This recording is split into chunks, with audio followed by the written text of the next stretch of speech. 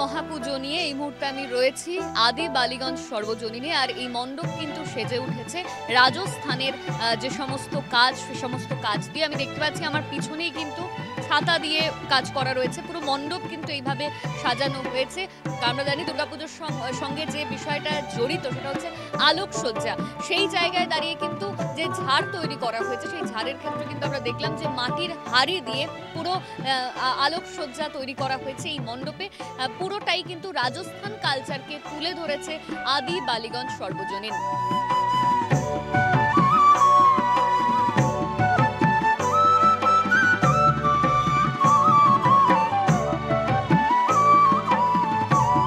পুজোটা যে জায়গায় হয়, যে অবস্থানে, এটা পাম এভিনিউ, এটা বলতে পারেন একটা ছোট ভারত। সেই ভারতবর্ষে নানান ভাষাভাষীর মানুষ, নানান সংস্কৃতির মানুষ, হিন্দু, মুসলিম, শিখ, খ্রিস্টান, আমরা এখানে পাশাপাশি বাস করি। এবং এই পুজোটাকে কেন্দ্র করে একটা মিলন উৎসব এর আকার নেয় আমাদের এই কদিন, এবং সেইভাবেই গড়ে উঠেছে এই পুজোটা। এবার ৭৫ বছর প্লাটিনাম জুবলি এই পুজো। ভারতবর্ষের নানান সংস্কৃতি, সেই সংস্কৃতির অঙ্গ হিসাবে এবার এই পুজোর থিম করা হয়েছে রাজস্থানী যে কালচারটা। তো সেইখানে নিয়ে আসা হয়েছে রাজস্থানী, মানে ভারতবর্ষের যে সব সম্প্রদায়ের সব কালচার মিলেমিশে আমরা থাকি, সেটাকে এখানে উপস্থাপন করা হয়েছে এবারের এই।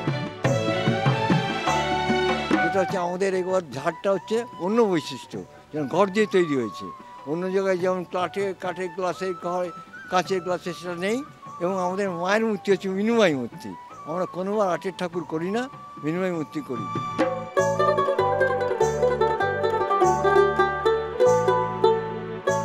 তাহলে রাজস্থানের স্বাদ পেতে গেলে আপনাদের অবশ্যই আসতে হবে আদি বালিগঞ্জ সর্বজনীনে, যেখানে কিন্তু রাজস্থানকে তুলে ধরা হয়েছে আপনাদের জন্য।